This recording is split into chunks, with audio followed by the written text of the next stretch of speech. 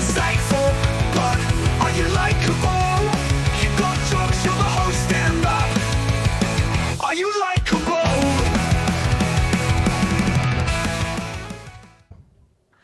We don't talk about the Chichos on this one. No Chichos. No. What are Chichos? Nobody knows. Hey, whoa. Nobody knows. It really Chichos. depends on the Nobody- episode. That's good. Okay.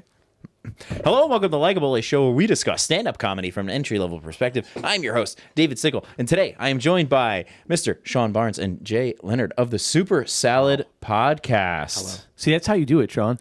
Did you hear that? Nailed it. I don't know. We man. come in, we like week or hey, where are your Chichos? Where your Chichos at? Hey, yeah. Chichos.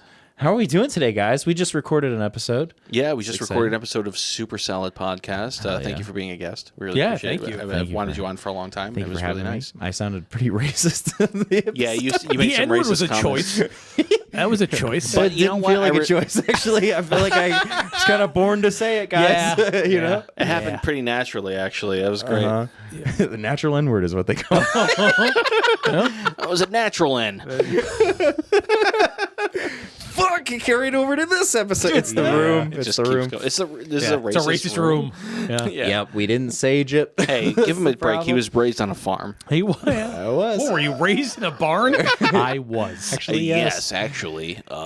It happens. It happens.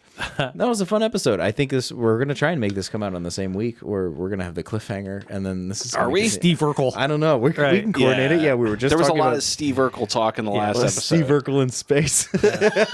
Yeah, he made it, guys. He made it back to Laura. Yeah, he made it back to Laura. And I they don't had know a if they bunch of got idiot married, kids. but Everybody that's listening now on Radio Free Rhincliffe is like, they're missing out. They really are on a Yeah. conversation. In fact, pause this. Go to Super Salad. oh, I see what you're doing. Okay. Listen to that episode. Okay. Come back and listen to this again. Yeah. Okay. Come back to us. All right. Come on my back. If you dare. Please pull out. Come on my back. Pull out of this. Come on, David. That's very Please good. get the flavors right. And the then, aromas. Oh You'll yeah. completely flavors. understand. Yeah. Now you have to listen to the last Now episode. you have to. You'll understand what we're talking about. Yeah. That's That's important. good. Yeah, it feels weird to switch on my host hat. You know, It's so funny, yeah, because now the pressure's off. It's off great, of, right? Yeah, I'm just like, we don't have to do shit. This is his problem. amazing. I know. And now all the pressure is on me, and like even tone shift in my Yeah. voice. Yeah, I'm hosting now. Hey, you code switched. I code Yeah, you're switched. code switching. Yeah, You did. You did. yeah, a host Yeah. switch. Very good. Switch. Okay, so yeah, worked it in there. All right, so guys, Shawn is no stranger to the podcast. He's been on a few times. It's my third time. Some say too much. Who said? Who says that? Do you have a record for the amount of? No. No. All right. What's the number? What's think the Alfano- record? This will match Jordan Malice, I believe. It's 3 visits.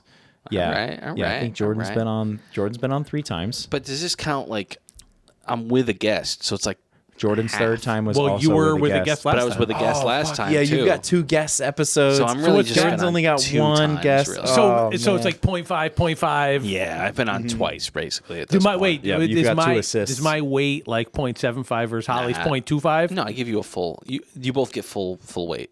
Oh, that's really You're democratic. both of you. 0.5s. All right. Yeah, That's nice. That's nice. yeah. I take every opportunity I can to tell Holly she's a 5. So That's not right. Out of 10. Holly, I don't agree with that. Holly, I'm an admirer. Okay. Are you actually? You know. All right. So, Okay. I'll let her know. Little 5 and dime. This is a good time. We're having a great time. look at us having fun. Great Look at host. Look at us hosting. You guys are a great crowd. We're happy to have you here. We got a great show lined up for you. Foo Fighters are here. Foo Fighters here. Fighters. Cecily Strong. Now that's my shit right there. Oh yeah, the SNL guy. Cecily Strong is my shit right there. Okay. Oh, for sure. You know what? Yeah. I didn't expect this, but let's talk about it. Yeah. Okay. Cecily Strong. Cecily Strong. Do we have this is a very different turn from the podcast usually. That's but fine. do we Let's have do a this. favorite SNL feature act that we find more? Are we talking about Current or of all time? any of all time? Oh my god. like attractive is what you're saying? Sure. Who's your favorite? Okay. Oh, but that's different. That's All right, different. all right. Let's go. Let's go funny and let's go favorite. The funny and then attractive. Chevy Chase for both. Chevy. I was gonna say Will Dennis Forte. Miller, but yeah, okay. Don't piss on me. Bobby Moynihan. Bobby Moynihan. Jay Moore. Jay Farrow.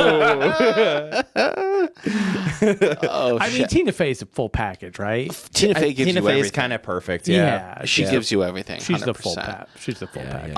But I think but something about fucking Chris Farley was built to do SNL. Tits and ass. Yeah. Right, Yeah. 100%. But like funny, Yeah. funny wise, you can't. I don't think I've ever seen him hilarious do tits something and that's ass. not hilarious. You know what I'm saying? Yeah. Yeah. No. Yeah. I just think, listen, I'm a Farley guy. Farley is my David is generation. not a Farley guy. I I just love think, like, Farley. Farley was like a one-note joke, and it was always, "Hey, I'm the big guy in the Yeah, room." but he nailed it every No, time. but there will never be a better big guy. And the problem is they always compare him to Belushi, right? Like, oh, Belushi. But Belushi didn't just play the big guy. Belushi played the cool guy. Belushi was the B. Belushi was Jake Yeah, Elwood. yeah. No, Belushi you're right. did a bunch of different shit. But got a Farley point. came out and was like, I'm the big guy. And there hasn't been a big guy. They tried to make Bobby Moynihan the big guy, but they couldn't feed him enough. Listen, To make him the big guy.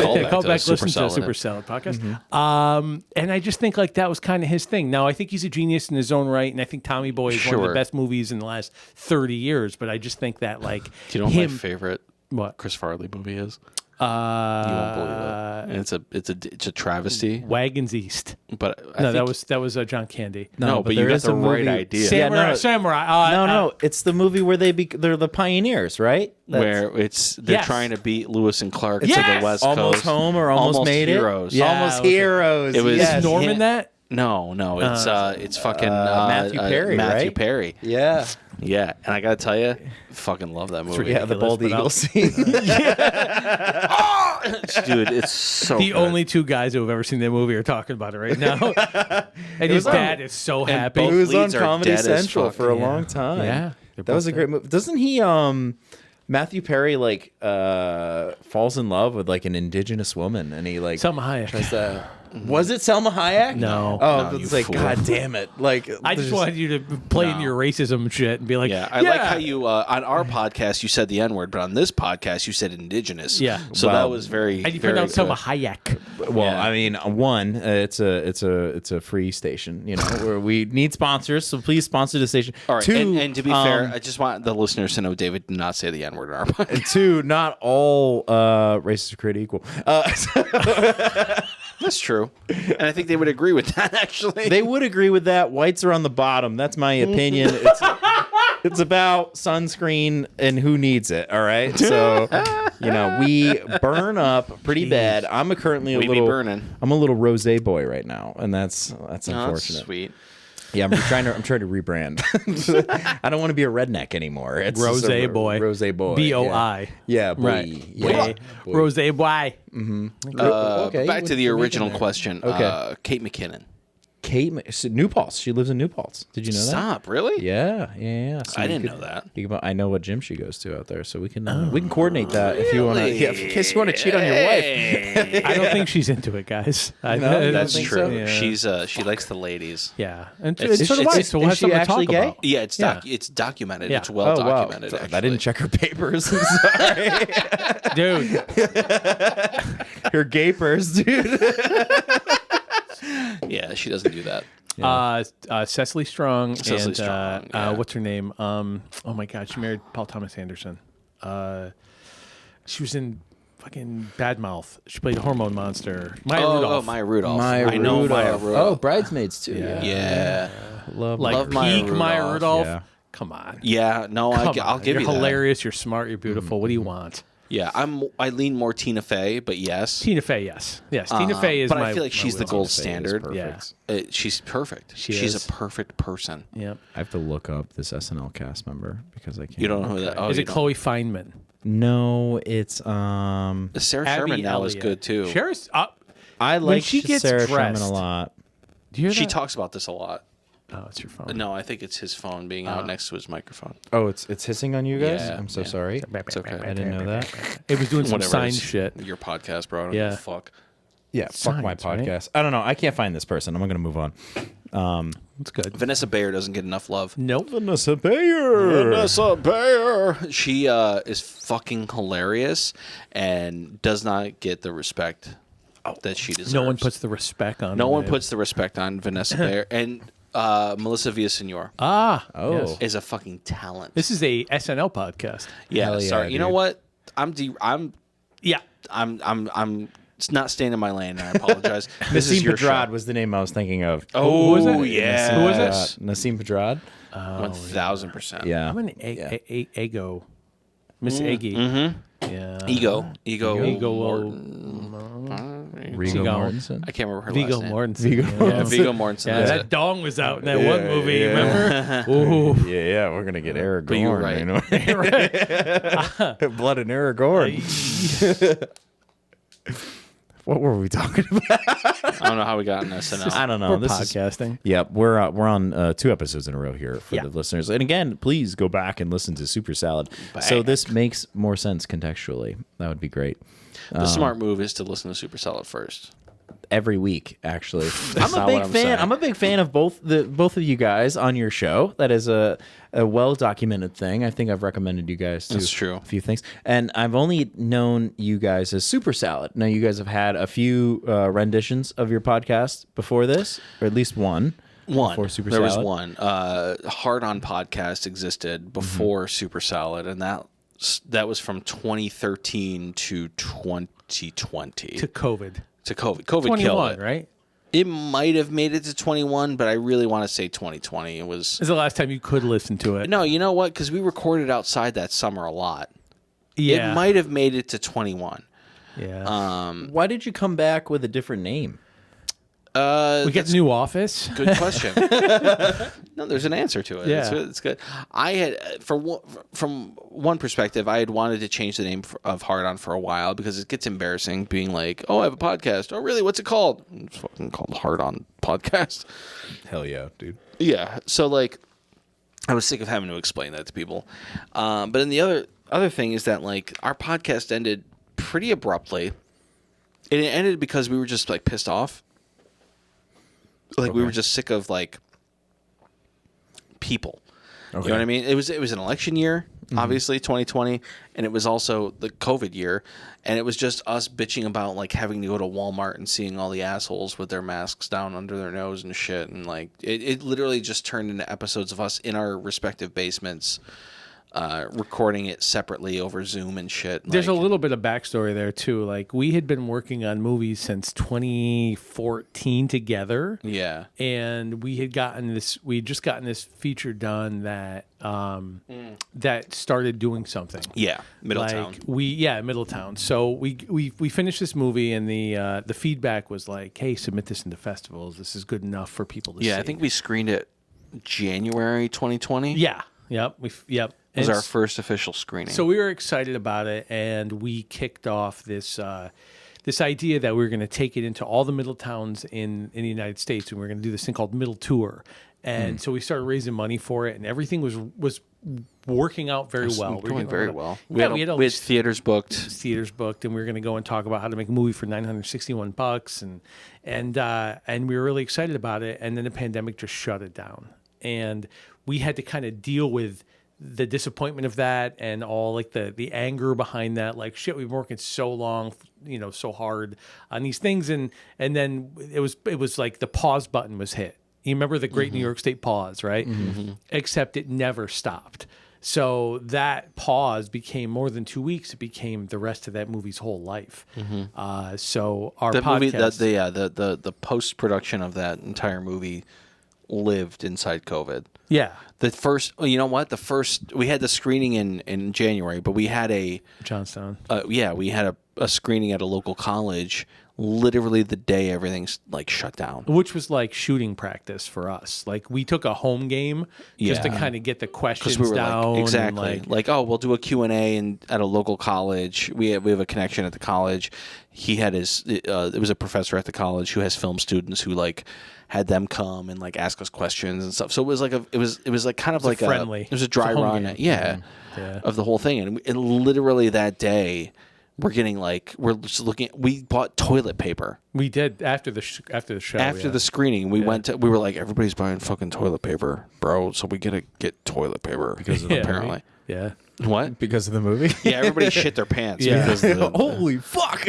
no. So it was like that's when like all the shit was going down with like when the first COVID like they're gonna shut shit down. 3:15, thing 20. happened. Yeah. When everything shut down. Yeah, and our screening was like 3:14 at 7:45, and the professor of this thing texted me and was like, "Hey, they shut down all the SUNY campuses. You can still show it, but this will be the last thing that happens here for the next 2 weeks or whatever." And we were like, yeah. "Okay." So we went and we had a good crowd. showed up, yeah, and we people did the still came Q&A, out. and it was a good time. And we were like, "Oh, that was awesome. I guess in a couple weeks we'll start over again in Beacon Yeah. because we had a show in Beacon." And We had theaters booked. Yeah. So for middle tour, this thing we had, conceptualized. We had a promo video for it. We were doing so many promos for this fucking movie, man, and we just got the fucking rug pulled out from under us. So the rest of our podcast became anger because all this shit happened and just kept perpetuating. And then I think it just kind of fell apart. So when it was over after the election year, and I think we recorded outside a few more times. Yeah. we were just like, you know what? Like We fuck must it. have made it into 21 because I We did, remember yeah, we yeah, yeah. recorded on the day that they announced that Biden had won. Yeah, you and I were at the basketball court. We were like, I remember, We were yeah, drinking Jameson. Bro, we were drinking Jameson, recording outside because we were like, it's safer, and like we literally, we were trying to take this shit like serious, you know. and we moved in here. I moved in here in the pandemic. I moved in here in like 2020. this office that we're in right now. Yeah, So that's like 6 years ago, and then once we got in here, we started recording. Well, we started talking about doing this. But anyway, I was like, it's a dude, long answer well, to yeah. how did it start, and this is how it started. but we did have It's another. okay. We need the story. But you know what? We did have another podcast that I think we should revisit. Oh, I think we should go back to Hardwood? it. No. Yeah, we did have we did briefly have an NBA podcast called The Hardwood, which was For Hard On, right. for Hard On. Yeah. But we did briefly have another podcast yeah. called Unsolved Mystery Science Theater. Yeah, okay. And it was us doing the Mystery Science Theater treatment on episodes of Unsolved Mysteries. And I gotta tell you, that was fun as hell. it's pretty dude, fun. that's a great idea. Yeah. So it was Unsolved Mystery Science Did we, Theater. how many did we do? We We only did a bunch, right? few, right? I don't know. They're out there still. Every once in a while, I'll still get like a notification. Like People somebody like that Facebook page all the time because they think it's Unsolved Mysteries. So they're like, I like that. Yeah, You it's just us talking shit about the show in real time. It's so funny though. And I remember in the pandemic, like sitting at home with nothing to do, making the logo and shit for that. It was just Yeah. luckily we had that. You know what I mean? So we were still doing It's something. the only thing that got fun. me through, Sean. I know. Oh, if you were closer, I'd hold your hand right now.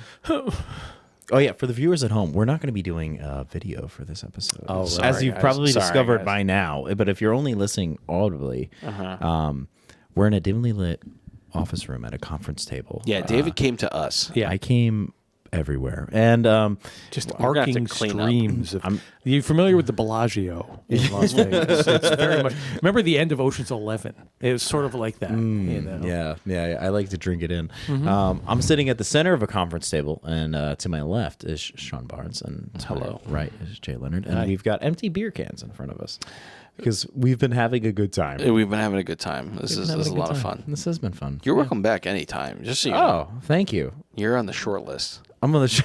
You're on the short list of people who are welcome to come back. I was the boss anytime. until this point. All right. So you guys have been doing. You guys were doing movies together. Was Middletown your first movie? No. So we met. Ooh, wait. Can I share what I know about you guys? As far as movies go? I thought you were going to say you had to piss. Oh, no. shit. Great. No. Okay, Pause. good. We're gonna pause. We'll take it from here. We're in a hold. What I know about you guys is very like two lines. I know that you guys make movies together, and your trademark thing is for making a great movie for a very low budget. That is kind of our thing. Yeah. That is what you guys And I are known appreciate for. And you guys also are very upfront with your actors that you might not be able to pay them a lot, but you will make sure that the product is done. You don't half-ass a product. You don't not finish a movie. And they will have a reel. They will have something at the end of it to show for it. That is one thing you guys kind of stand on and you're known for. Is that correct? Dude did his research. Wow. I listened to you guys. This has never happened before. Right, I'm I have nothing more to blushing. say. I guess this is over. the room is sopping wet, right? I'm pregnant. As yes, if you were wearing a shirt in a That pool. is Attaboy. essentially what we do. Our most recent movie. I don't know if you want to. Let's talk about cool with talking budget. Me? Yeah, sure. Yeah. We spent like around $13,000, which in the grand scheme of things is nothing. Yeah, can you give like an average A24 movie or something like that? Like can you Millions. just- yeah, Yeah. okay, a couple millions, right? Like Well, because SAG I mean, low budget is $300,000 or less.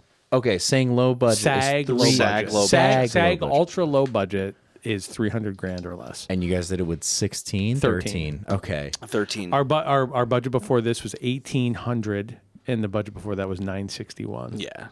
let that Let that marinate marinate for a little bit. Yeah, Yeah. soak up those juices of. So So all the movies suck, is what we're saying. I want to Not what say, how deep do you want to get here? You fucking get into it, Dude, Let 'em it's- drive, It's baby. your episode. Let 'em let's cook. let's do it. So Jay and I met on a cruise in the Bahamas. Yeah. Okay, shirtless in a Singles cruise, I bear had my cruise. shirt off. Jay had his shirt on. Obviously, In the pool. Listen Nick's to this. jersey on. If you listen Yeah. to Super Salad podcast, Nipples chafed. Because the New York is right on the teat. Right, but I You was know, like, it really yo, hurts. Hell yeah, it's So I got it. tape them with like X's. Yeah. I don't know why they Electrical do tape. that. Yeah. Because, sports bras. Yeah. But I was like, Anyway. yo, I got some ointment that'll take care of that. Yeah. He said a salve. Yeah. And he was like, Salve. I'm from St. Johnsville. And I was like, oh, that makes Not sense. from All St. right. Johnsville. So we have a mutual friend who was working with Jay on a movie project that he was had written, and our mutual friend was like, "Hey, you should come produce this movie." And I said, "Well, I don't say yes to everything." That's what this motherfucker said. Wow. The opposite approach with comedy. So, 100%. all right. Let me 100%. let me take this for a second. That is true. So Please, we go met. ahead. Go So we ahead. met at a diner, and I hand you a 140-page script, and I was like, "Hey, man, it's great to meet you. So this is the movie we're making," and it's this phone book of a script, and it's like Thick boy. thick boy, and he looks at me across his plate of fries that I just paid $4 for, Yeah, very generous. and he looks at me with his ridiculous rock eyebrow, and he goes, "Well, I will tell you, I don't say yes to everything," which is so hilarious in the hindsight. what a douche. because the secret is And I then- do say yes to everything. But, and then, so the worst part about being a writer, being a writer of like screenplays, is like handing them off, because then it's like, It's like showing your dick. right, and then he disappears. He gets into his car, and I'm like, all right, well, in 30 minutes he'll be home. So if I don't hear from him in 2 hours, it's going to start to hurt. So I wait for days. Day seems like a stretch. I'm pretty sure it was the next day. It was days. But that's Days. fine. And then Days, homeboy, Shawn Barnes. and then homeboy sends me a text, and it says, a joke in the movie is like, shit, it was about the hair. Like, the cook says, or the bad guy says, "What's good?" And the cook says, "Your hair." So he quotes it and says, "That's very good." That's what I get from this guy, who I don't know. And I was like, well, I guess I passed the fucking muster of this clown shoe I bought fries and gravy for at the Miss Johnstown Diner 4 days ago. Can I guess that you probably spent like 45 minutes looking for the perfect text to send? No, it was definitely very Hour and a much half. in the moment. I read the script inside of a Dunkin' Donuts. Yeah, as it was where I- intended to be read. I wrote a letter in the front, and I said, please read this between the hours of 2:45 and 4:45. Brenda must be working. No, I remember exactly. So when we met, I was in between apartments. Yeah, you're homeless, is what you I was were. homeless at the time, and Yeah. he'd have, yeah, he'd have minutes on his I'll phone. be honest, I don't say yes to everything, including where I live. You should probably say yes more, dude.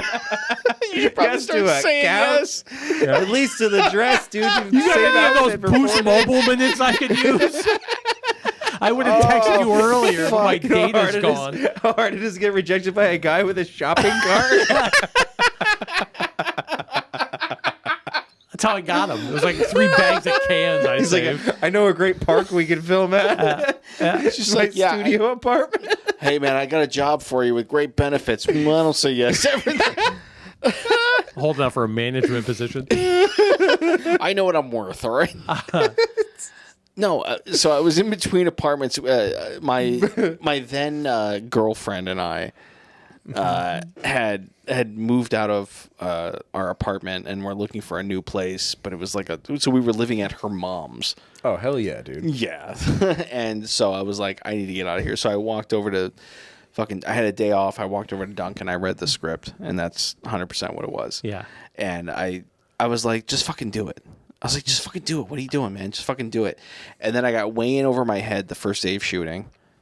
Oh, yeah. Not to skip too far ahead here, but like it was but then I realized like the level that I needed to be at, I guess. And here we are fucking, I don't know, 11, 12 years later. Yeah. So 12 years, yeah. Fucking 12 crazy. years. 12 years later. 12 years, 5 movies. Yeah. Yeah, 5 movies together. Yeah. 5 Yeah. movies together. Hell yeah. And now we've just finished up at New York Cinefest with We did. It's Always Almost Over. Yeah, so our first movie was Death Before Discomfort. Death Before Discomfort. And that's the script you handed him. Yeah. That was the script where I was like quoting it and sending it back to him, and we Very worked on it. Very well. I'm very impressed with this wacky pleased. wordplay. One eyebrow. Yeah, To Death yeah. and Discomfort. Let me. So I mean, not to just jump ahead or jump out of place here, but like, you guys, comedian, you're a writer, right? Yeah. You ever think about writing a comedy? Writing a comedy? Yeah, like Like a together? straight comedy? mean like a comedy movie or Will Gay writing? Ferrell? comedy's fine too. I Gay mean, com- whatever right, you sure. want to write. I mean, you don't need to classify it yet. You know what? Let's just say it. This is Jay writes all my material. Yeah. Hell yeah, dude. Yeah. That's not true. Okay, I feel like I was like, wait. I said it as a joke, and I was like, people need to understand that's not true. That actually makes perfect sense.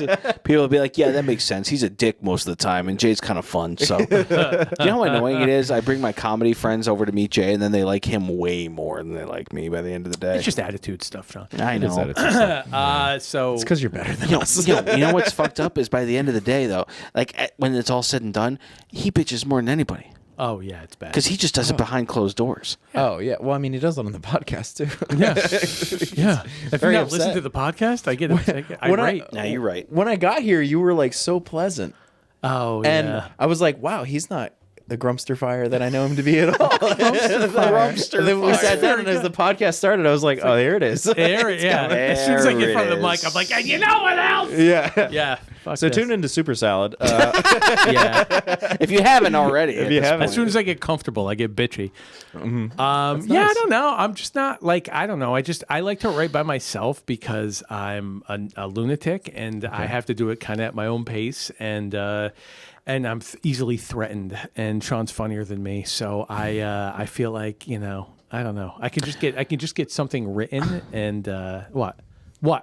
No, I don't think I'm funnier than you, but I will. What I was gonna say is that I do think, in the moment, he's super open to suggestion, though, which is cool. Oh, like on the set. He's super collaborative. Yeah. Like in the moment, if I have an idea, I can go to him and be like, "Hey, you know what would be funny if this blah blah blah blah." Right. You know what I mean? So I appreciate that. Sure. Oh, nice. He's super collaborative. It's nice. It's Look nice. at us. I see you guys. Now you compliment me. I'll get there. Get there. When you're like, so we've had Shawn on a couple times. So Yeah. Jay, I'm going to ask you more Yeah, questions. talk to Jay. I'm not even here. Fuck you.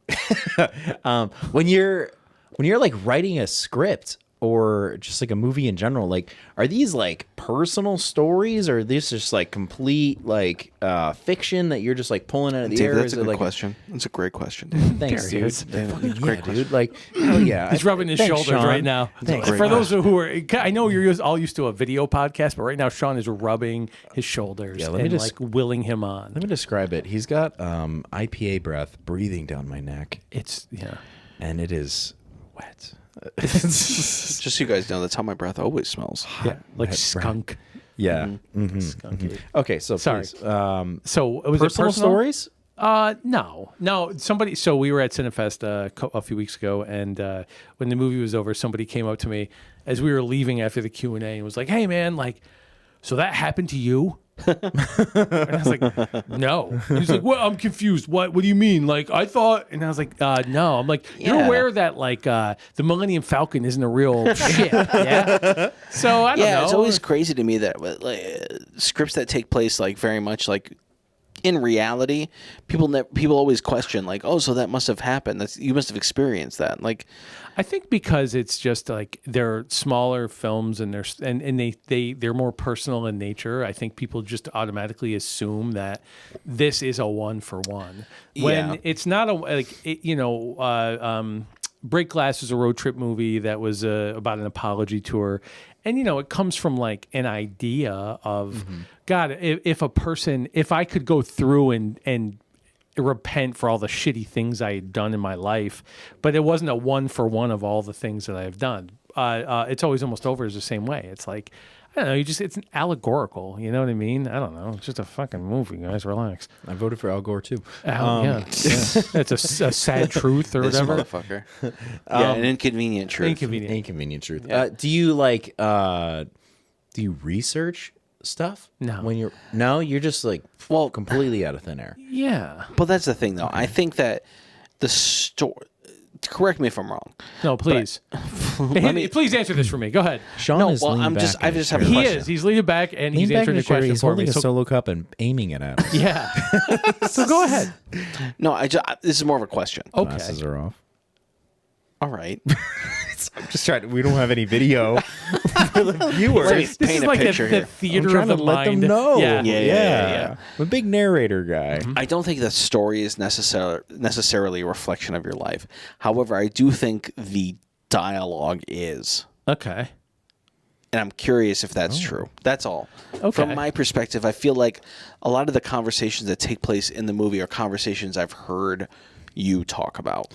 I think that I float the I'm genuinely curious. I float the ideas. Like I'll get an idea for a chunk of dialogue in a scene, and then I float those ideas in real conversations to see how they play out, to see if they float, to see Gotcha. if it makes sense. Like a fucking comedian would.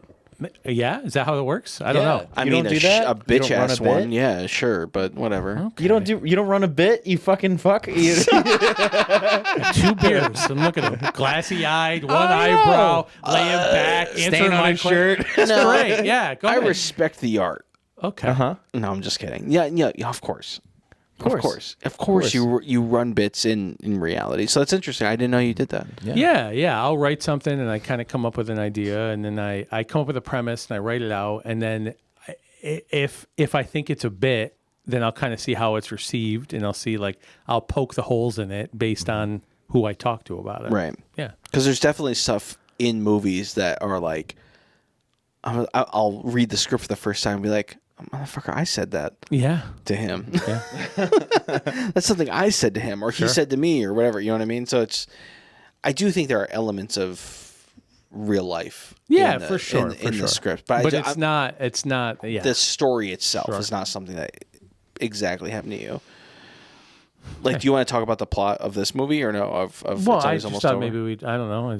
I actually haven't been able to see it because you guys did a premiere in. I don't like how he said Schenectady. that. I I haven't. don't like how he said that. Well, I didn't get to go to I Cinefest. haven't been able to see it. You should. Like, we owed him. Well, you should have given him a link.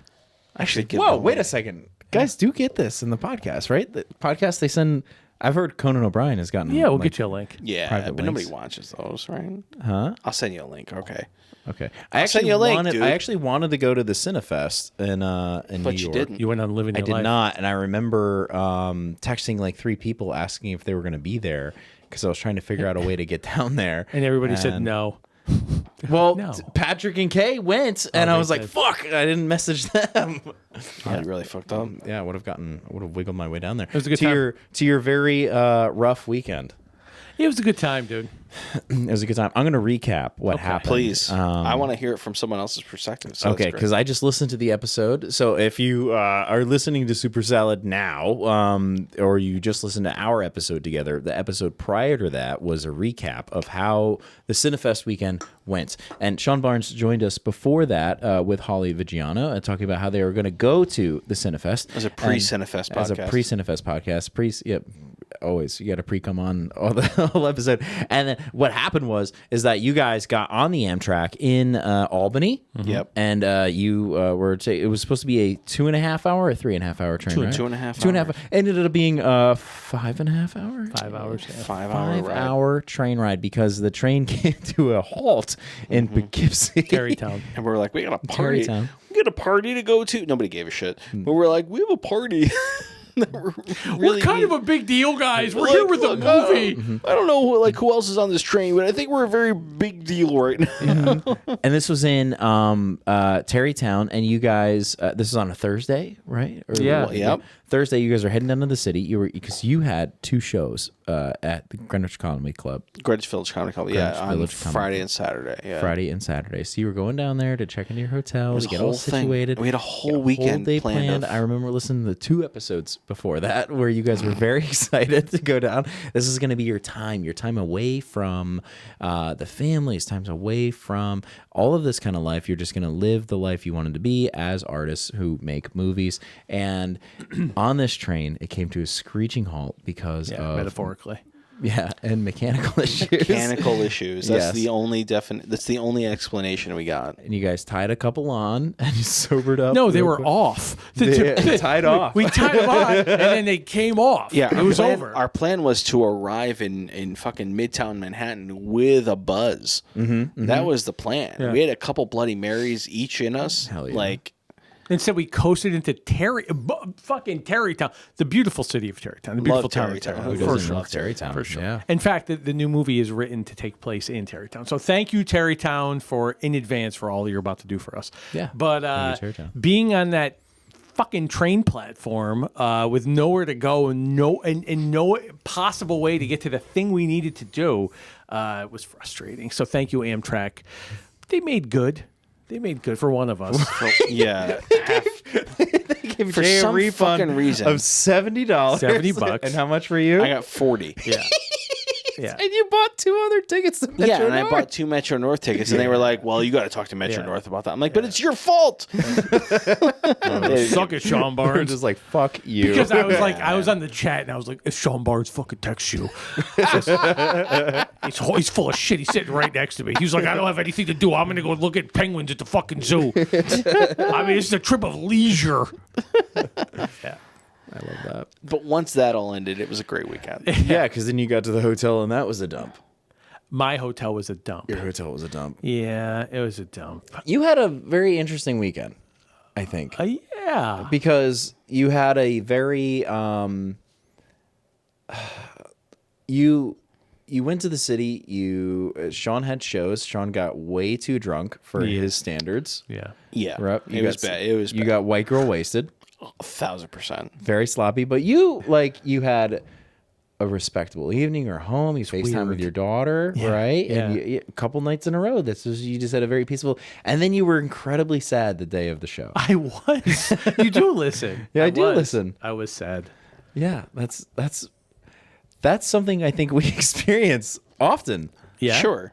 Yeah, because that ride home after a show, for example, right? I was able to do Levity Live about a year ago, right? Wow, yeah. That was very exciting. Going up into the show, I'm like, oh my god, it's Levity Live! This big deal. And then the car ride home was exactly the same as every Levity Live open mic that I've done, which was exceptionally painful. But yeah, I mean, like you've had our experiences. Yeah. For me, it was weird because we were in the same festival a few years before, and I didn't have that same experience. So I don't know. I'm still kind of working through that shit. So how was it different last time?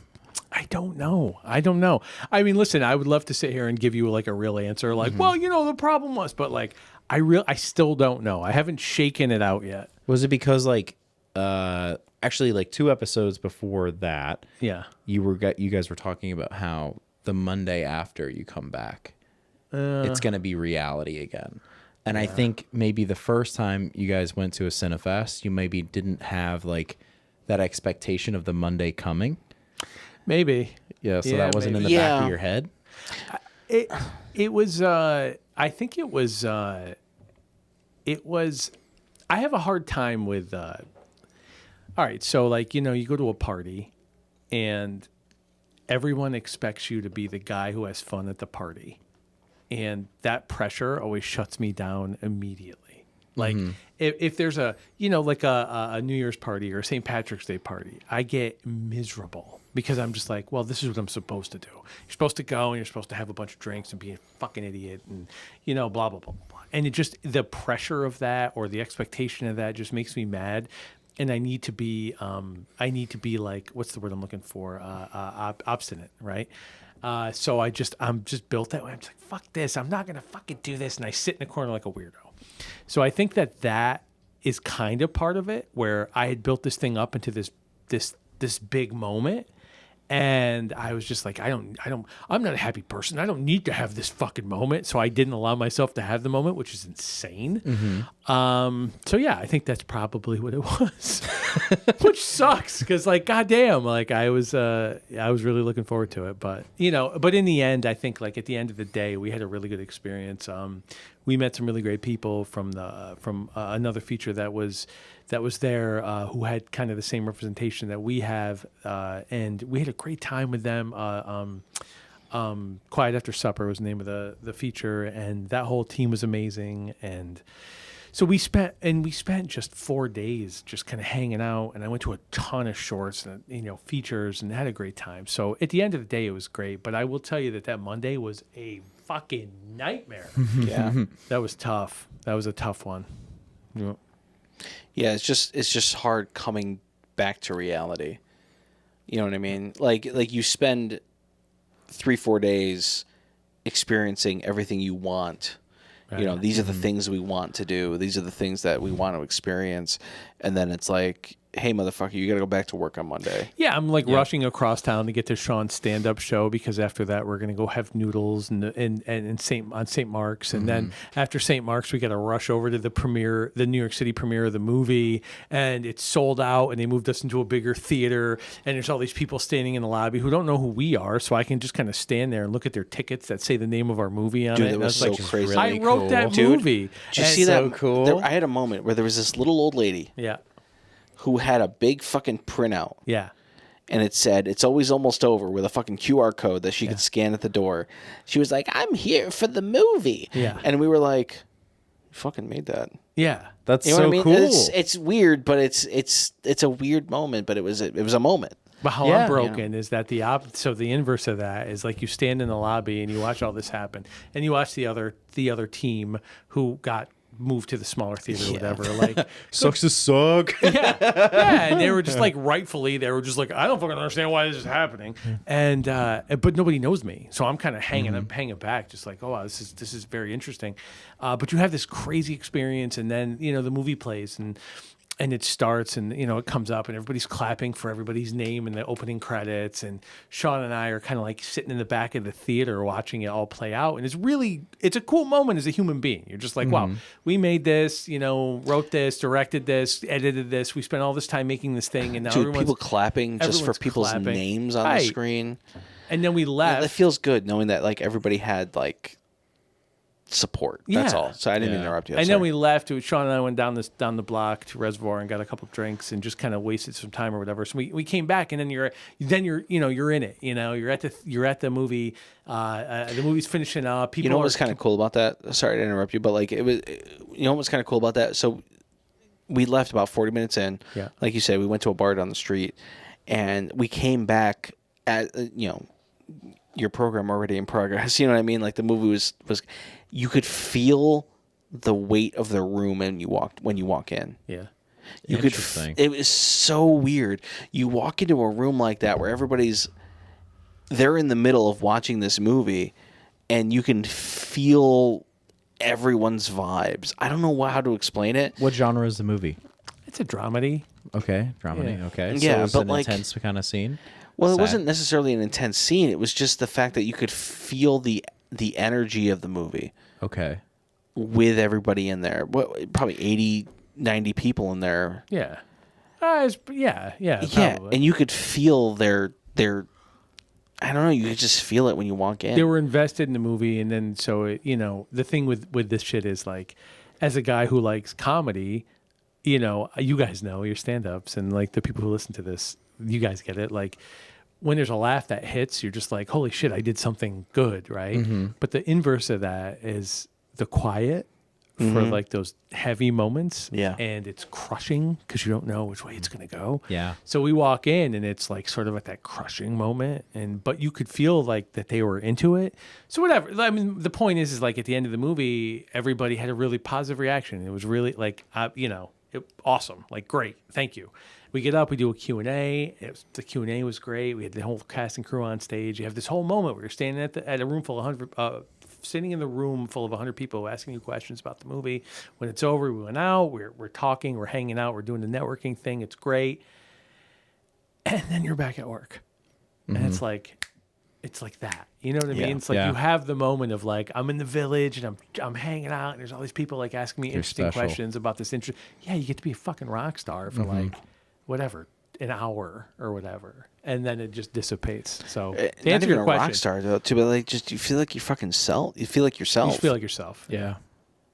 I feel like that's what most people that interact with me maybe at the bar don't understand, is because for the 2-3 hours that I'm producing a show, or maybe like the 15 minutes that I'm performing, that time, it's like I'm not just a person in the crowd. Yeah. Yeah. I'm somebody, and then like you don't really do it for approval. You just like you get to do it and watch the crowd have that interaction with like the thing you made, and you're just like, Right. wow, something I made is resonating with somebody, and Dude.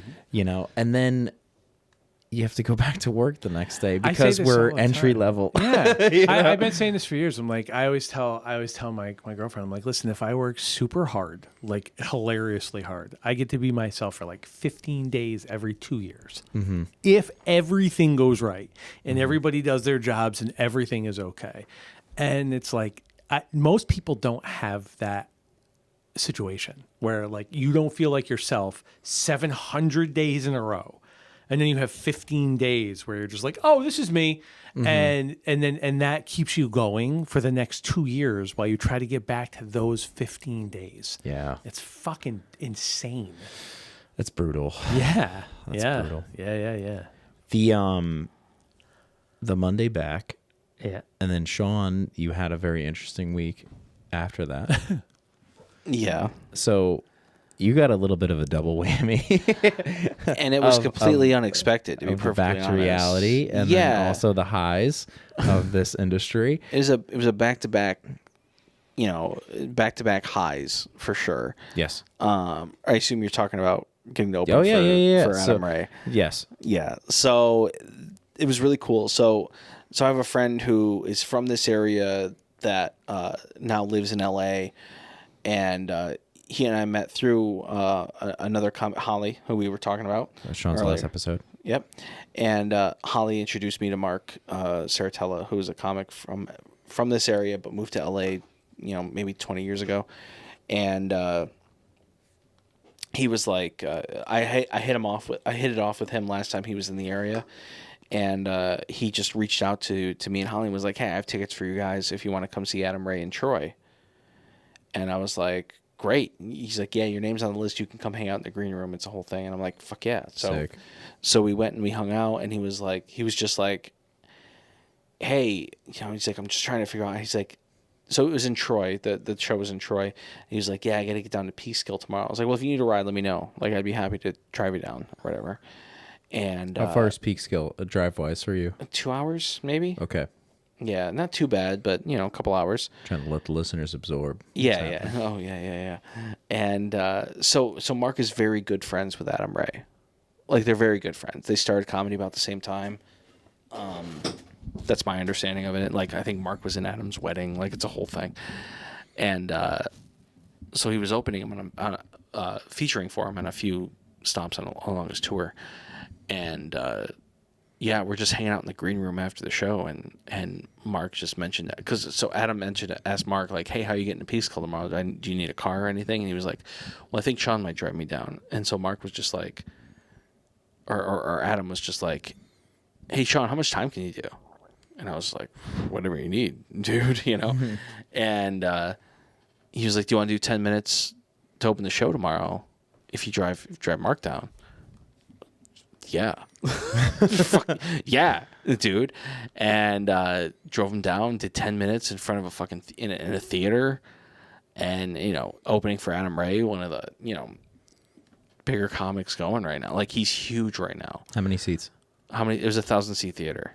That's fucking awesome. Insane, dude. Insane. And it went well. And it was just, I didn't even, so it was literally the day of the show in Troy that he messaged me and was like, hey, I put your name on the list.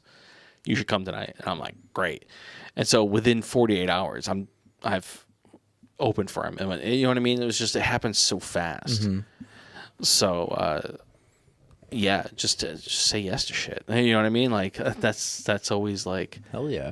I think one of the interesting things that I heard on your episode was that you said that like you only really knew this guy from like going down to the city, right? And just Mark. Yeah, Mark. Mark Saratella. So he's from this area. He's from the Capital District of New York, and moved to LA. I couldn't tell you when. I didn't know him before then. You know what I mean? I met him through Holly, our mutual friend, and so Holly was like, hey, I'm doing, I'm hanging out down in the city. This was end of last year. And she's like, hey, I'm hanging out down in the city. You should come down. And I was like, you know what? Fuck it. So I just went down to the city. And the next thing I know, like that same night, I'm doing an opening spot at the Stand, introducing Neil Brennan. You know what I mean? Because Mark produced the show. And he was just like, hey, you want to do 10 minutes at the top of the show? I know you like Neil Brennan. You want to do, and you could introduce Neil. And I'm like, yeah. Because Neil Brennan's like, like top 5 for me. You know what I mean? He's up Neil there. Brennan. Love Neil Brennan. And, Mark and I just hit it off. You know what I mean? Like we hit it off that time that he was here. He went back to LA. I didn't hear from him so much, but he was back in the area opening for Adam because he and Adam are tight. And Adam knew that he had, he's from the area. So he was like, hey, you want to open for these shows? And then it just kind of worked out. You know what I mean? So I know that there's a lot of like luck involved. You know what I mean? But I do think that, and I'm coming to terms with the fact that like a lot of people say the same thing. You know what I mean? Like it's luck for sure, but it's also, I think, experience and like ability do kind of set you up for that luck. You definitely have to be ready when your number's called. Exactly. Right? Yeah, that's a great way to put it. You can't just like meet this guy and he'll be like, hey, can you do 10 minutes in front of a theater for 1,000 people? Go out there and just fucking suck. Well, the thing is, I said this to Mark too, and I was like, hey man, like I appreciate this opportunity, but I want to know that I earned it. Mm-hmm. I don't want to know that like I'm getting it just because I have a car. Like, you know what I mean? Yeah. Like, hey, you're giving me a ride here. You can do 10, but like, I want to know that I deserve it and I deserve this time in this spot. And he was like, dude, I wouldn't have even recommended it if you weren't capable of doing it. And I'm like, okay. So I'm trying to reset myself into that headspace where I'm like, oh shit. Like, yeah, it's luck, you know what I mean? Right place, right time, but you need to be able to perform when your time comes. Yeah. You need ED pill for that situation. Exactly. Yeah. I just I think it's interesting because we go from film to comedy and we have all these things, but like a simple connection is just is New York, you know? And I think as like upstate guys, like I think we just kind of like romanticize the city as like this place. Yeah, I think so. And it's just like there is a magic to it. There is like this kind of like thing because like you can be down there for a couple days and you're just like walking around and you're like I'm satisfied. I'm gonna call my daughter and I'm gonna go to bed like this.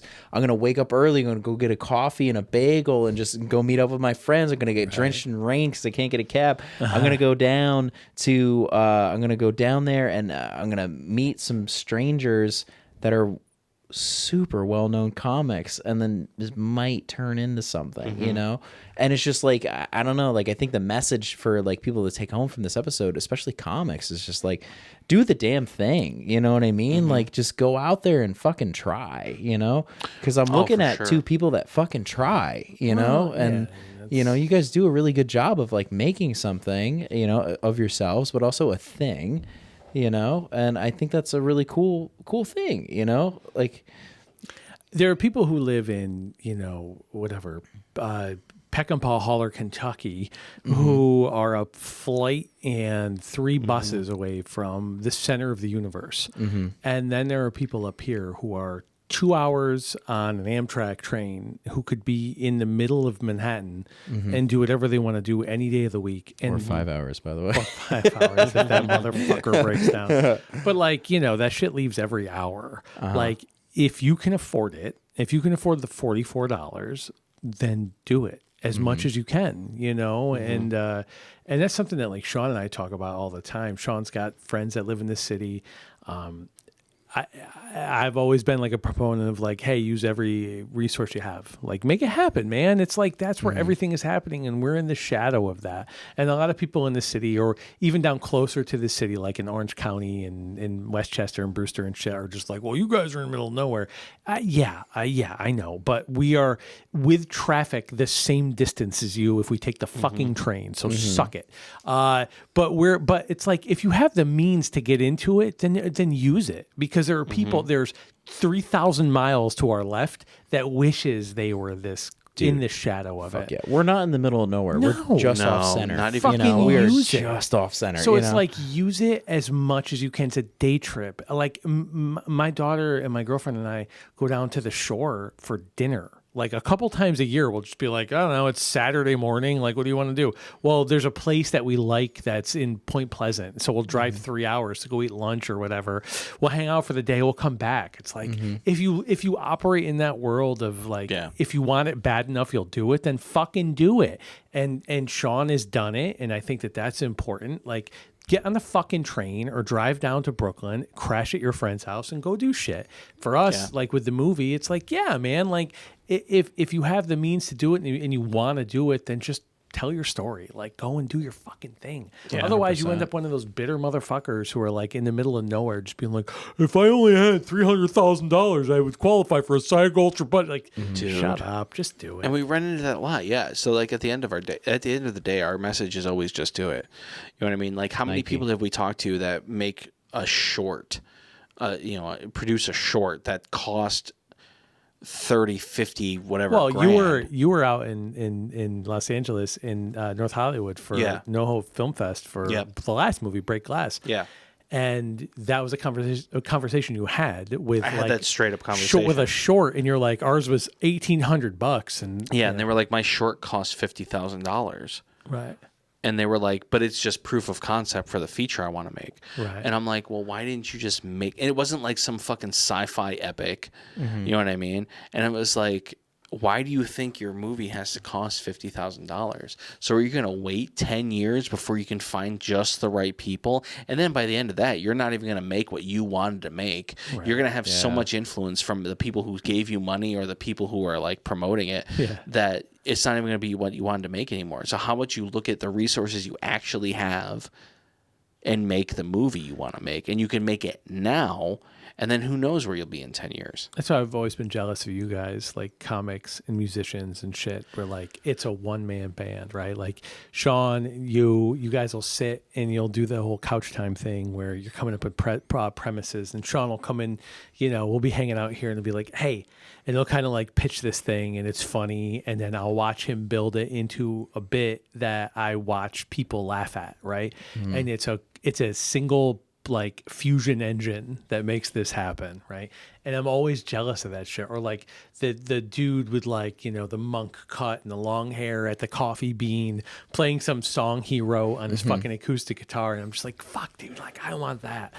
But really it comes down, it's the same thing. It's just like, if you got a thing, just do your thing. Yeah. But I think it's interesting that you write movies though, because like, when you write a joke, it's kind of never done, Yeah. And like when you write a movie, like because I also come from storytelling, right? Yeah. And storytelling, there's like a through line, there's a beginning, a middle, and an end, very much like the story you're trying to tell in a movie. But like but I can rewrite that story a million times because I'm only speaking it, right? Yeah. You're making a thing with people involved, and like eventually it's going to be done. Like you get to, the man hours that you put in a studio are probably way more intense and way more insane than, like anybody writing in a box. But like, I do think it's cool that there's some finality to the product. You know what I mean?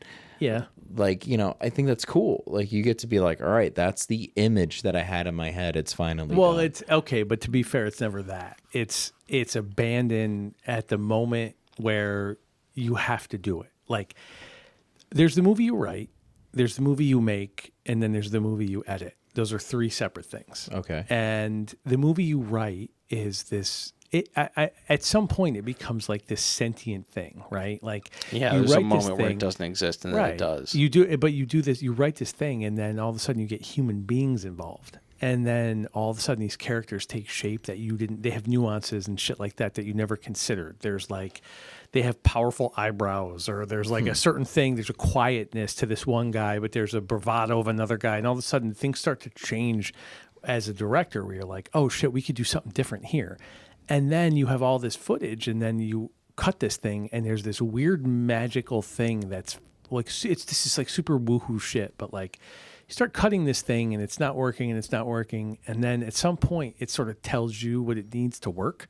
It's like, well, if you cut this out and then this makes more sense, or this plays better, or this is quicker, it starts becoming like a joke, right? It's like, if you cut this word, if you cut this turn of phrase, if you get here quicker, and all of a sudden these things start to work, and it's different than what you wrote. So it starts talking back to you and telling you like what it needs to be. And it's this real weird moment of just like Frankenstein shit where you're just like, oh, this thing's alive and now it's driving the bus. And I become a puppet to it, and I am cutting according to what it wants to become. And then that becomes its own thing, right? And so it's 4 movies, you know what I mean? It's 4 different things. And then you can nitpick that last thing to death to where like it becomes a real problem. Like I've done it, dude. I cut as we shoot. So this last movie, like the last few movies, we wrapped, and 2 days later I had a cut of the movie.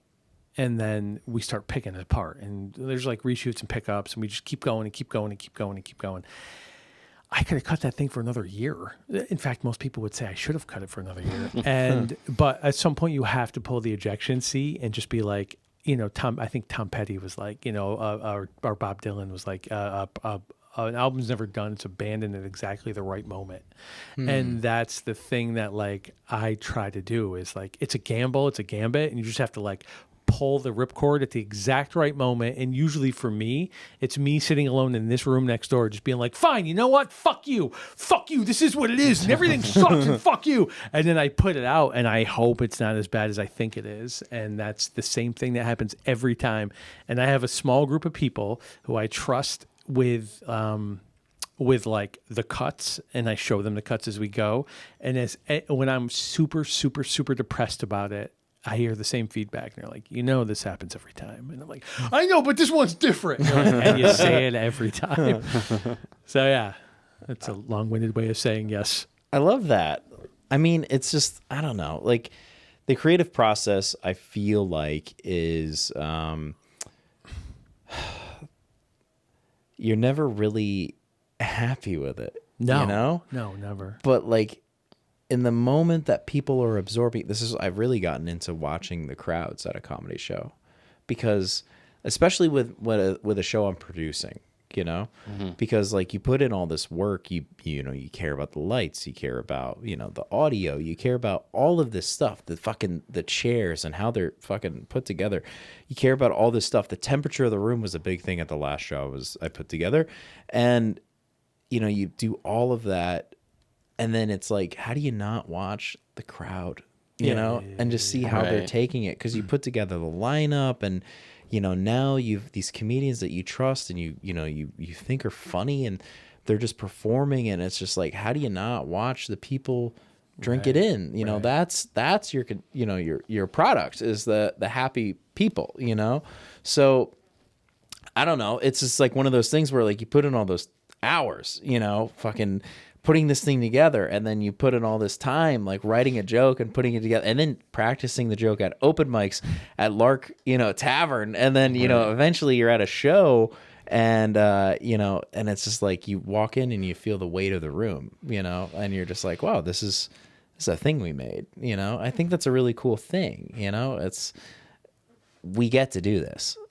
Do you take not to derail what you're Edibles. saying, but do you take edibles? No. But do you take ED medicine. Yes. Oh, very good. Yeah. Oh, good for Doctor, you, doctor man. prescribed. This podcast brought to you by Blue Chew. Yeah. fucking Tadafil. Said the horny real drug. goat weed? Said the real Get drug. at your local Speedway gas That's station. by Merrick Health.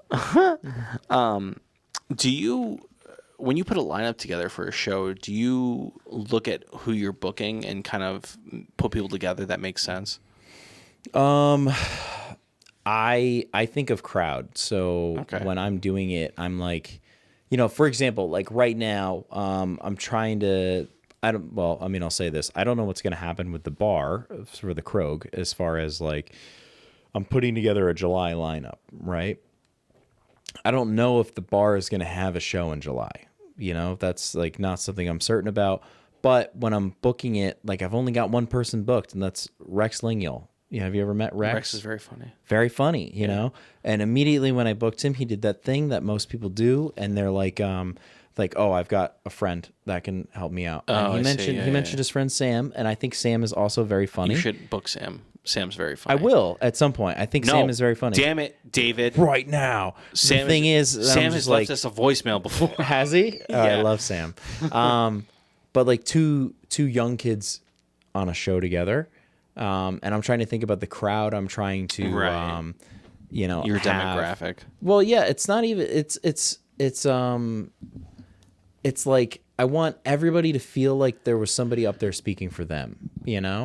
So I mean, like you have to have a woman on there. You have to have a person of color. I want to have somebody that's LGBTQ plus. Like I just want somebody up there that's like, I don't want anybody to come to my show and be like, it was all white guys. It was all this or all that, or like I didn't have me represented up there. I didn't have anybody that I connected with up there, and I think that's important to me because, and a headliner is just going to be a headliner, right? It's just like that person's going to make everybody laugh.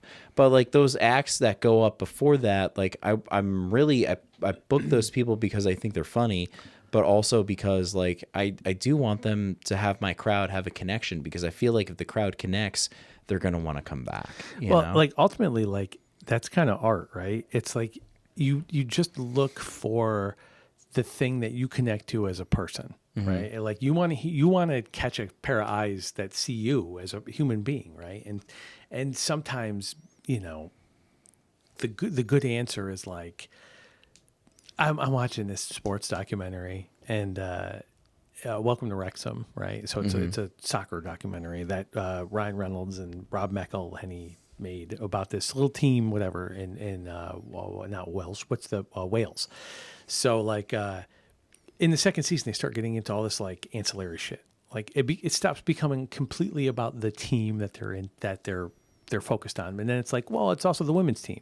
It's also the town that they're raised in. And I find myself sort of disconnecting from those things because, like, I'm not Welsh.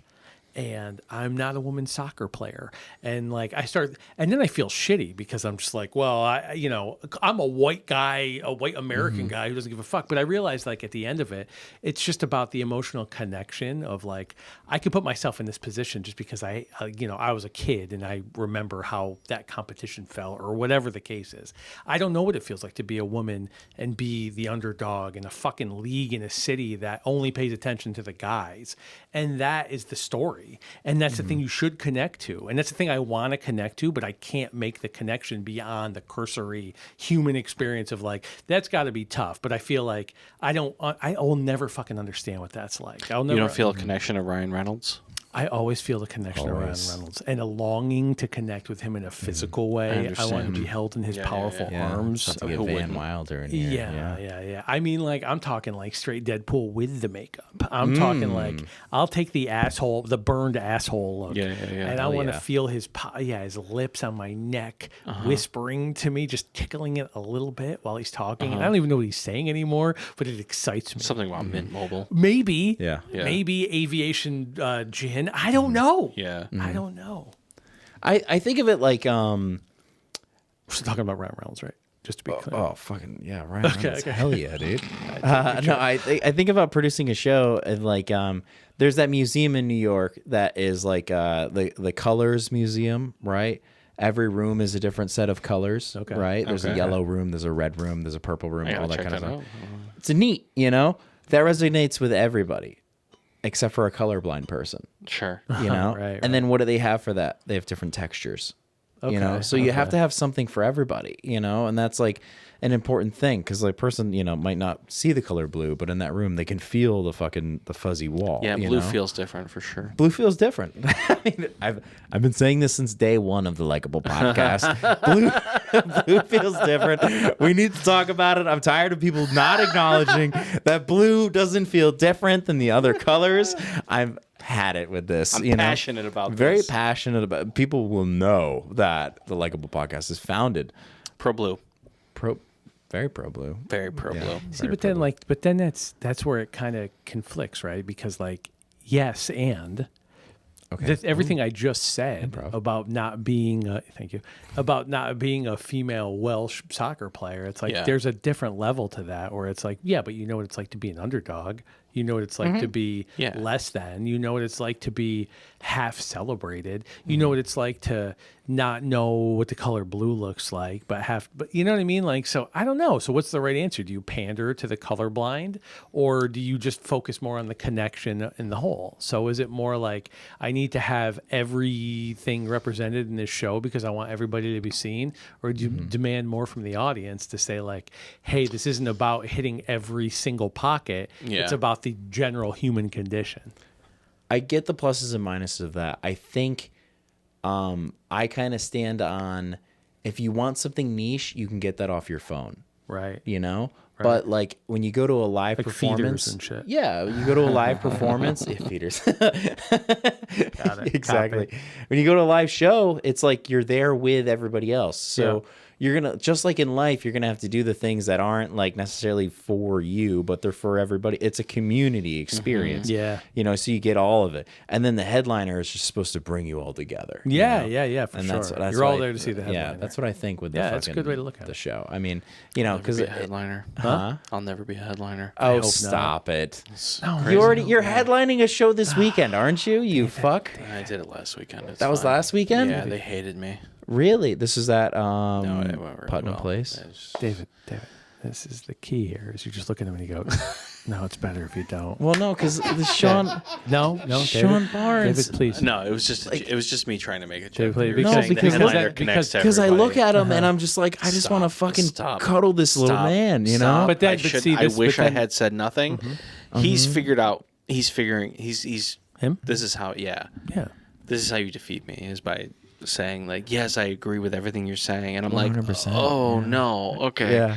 He's like fighting the Krang brain in the Yeah. guy, right? And the rest of the Krang is like, "Brr," like, I'm a big scary guy, but the little brain is the thing driving the whole thing. yeah, 100%. Yeah. I wish I said nothing. And we're both hard. I'm so hard right now. There's 3 of us here. Well, you got the little cuck chair over there. Yeah, Sorry yeah. about it. Yeah, it's dinner time, Sean. Your house, Sean. I am hungry. Are you? Yeah. I'm used to having a clock that lets me know how We've been going long for 5 hours. Really? Yeah, it's like a Joe Rogan podcast. Dude, fuck yeah. Yeah, What man. park are we saving? What is there a timer on that thing? Yeah, sure. How much timer is that? How much timer is it? How much timer is it? Oh, dude. So much Do you really want to know? Yeah, is it an hour and a half? Yeah, 32. An hour 32. Fuck yeah, dude. Is it really? Yeah. Wow. Oh man, see, this is why I can It never says be a 32 headliner. minutes, so I assume that it's an hour and 32 Wow, if it minutes. only gotta recorded be. 32 minutes of this, This is the worst conversation that's ever happened. The only chunk they're gonna get out of this episode is us talking about like what art is. We're like, hey, you know, I like what to is pander to a art? crowd because of the artistic experience. As a straight white man, I like a crowd to look exactly like me. Listen, guys, there needs to be a set of tits. There needs to be brown skin. There needs to be a guy that likes dicks. There needs to be. Yeah, you know. I'm the one that sets the rules, so I need all these things. We all know the white guys are the funniest, but we gotta have Yeah. representation for the others. Yeah. And then I got to put them in order of who we think is the funniest. Yeah, So, yeah, Yeah, we prioritize our comics based on race and Categorically speaking, we have Sexuality. to have a female headliner because we can only have one on a show. Who's the host? I'm always the host. Sucks. No. Do you like hosting? do I like hosting? Yeah. We had you host our Don't Tell.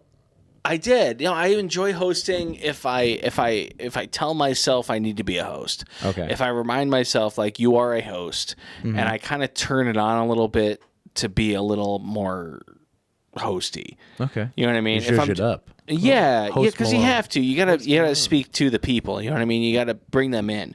You gotta welcome them to the show. You gotta make sure that they're part of the event. If I'm just doing a spot, then I can just be me. You know what I'm saying? I like you. Thanks, man. Yeah. But not everyone does. Yeah, I feel like they would like his host. So Cool. I forgot. I really didn't ask any of these questions. What do you got? No, You we got more talked about the questions Knicks. here? No, Rapid I mean, fire. the last thing I wanted to ask was, do we Knicks have in 4. another movie coming up? Do we have another movie that's coming? such an asshole question. I know. Every time. It's like, yeah, it's Jesus great. Christ. Hey, nobody's even seen this one. thing so. that you did. Where's the next one? Yeah. Yeah, that's how the fucking world works. Sorry, Chief. Like that's how it goes, man. You're right. So this, just are you guys going to another? You guys have another like 3 festivals, right? Another you have 4, shitty you question. have 4 Another festivals. Asshole question. Well, you know, 4 it's funny. festivals, I It's heard? funny that you say that because as we were sitting here, I just got the fuck off from another festival. Another one So- to suck off. So this happens. This is all part of it. But yeah. So after this, yeah, I mean, it's like a year of this. It's a year you of get way more no's than rejections yeses. and acceptances and travels and shit like that. And then when this is over, yeah, I'm a couple weeks away from wrapping up the first draft of the next thing, and I'm talking to another producer on the project. Her and I have been talking the last couple weeks about what's happening and talking about like cast and shit like that, and just kind of getting the ball rolling because it's helping me be inspired and shit. And so I'm hoping, you know, when this run ends, we go right into the next thing. Yeah, Damn, yeah. you really are like a comic. What do you mean? It's just like as soon as the one show's over, like I'm uncomfortable with not moving. Yeah. I don't- Jay, I think comics are at like the that. end of the day, I view him primarily as a writer. You're a great director also, but like I think like your ability to write is just unprecedented from anybody, from me and anybody I know. Like your ability to just like you need to write, yeah. and I admire that so much because a lot of the time I feel like I'm forcing myself to sit and write some stuff. Well, me too. yeah, you're without Yeah, but president. you do it. You I'm do without it. presidents. Yeah, Yeah. I have no presidents at all. Yeah. But currently, You're unprecedented. I am. Yeah. Why are you doing this? Because we love you. I hate myself. And why? Because we love you. M-I-C-K-E-Y? M-O-U-S-E? Nothing? Sure. Sure. All right, cool. We'll wrap it up. I think we Yeah. got tired. We got tired? I think Well, we got he tired. got tired. Look at him. He's got his thumb in his mouth. I He's know, asleep on the I side. He's know. got his This blanket out. Little guy. So he's just sleeping on top of the guy. Sleeping on the I guy. have a 2-minute drive home, guys. You're right. I have an hour and 40 minutes. We have I've overstayed my welcome, guys. Never. Yeah, we've been like winking at each other the Ready whole to time. go. I know. I can see it. Like, I can. fuck this guy. really can can he see it. leave so we can talk shit for the next hour and a half? I literally can't wait to hear that. Please leave the mics rolling. Absolutely. Likeable is filmed and recorded with Radio Free Rhinecliff. Thank you to Jen Hamoud and Matthew Rosenberg, our producers. And thank you to The Epicurean, which does host us for almost every episode, not this one. Likeable is a comedy-based podcast, which is, we're experts in absolutely nothing and should not be taken seriously whatsoever. So please, I should have this memorized by now, but I do not. So I could probably fill in if I you feel want like me you to. nailed it. Do you know it? I mean, I feel like I know it, but I don't want to. Do you want to give it? But shout out to the You Epicurean, have to give it a though. shot. Like, that place is dope. I will say that. Dude, solid little stop. Solid place. Get your fucking beer and goat cheese, bro. Beer and goat cheese, yeah. And they also have fucking really good coffee. Yeah. I like Really all good those coffee. things. Yeah. Caffeine yeah. and booze.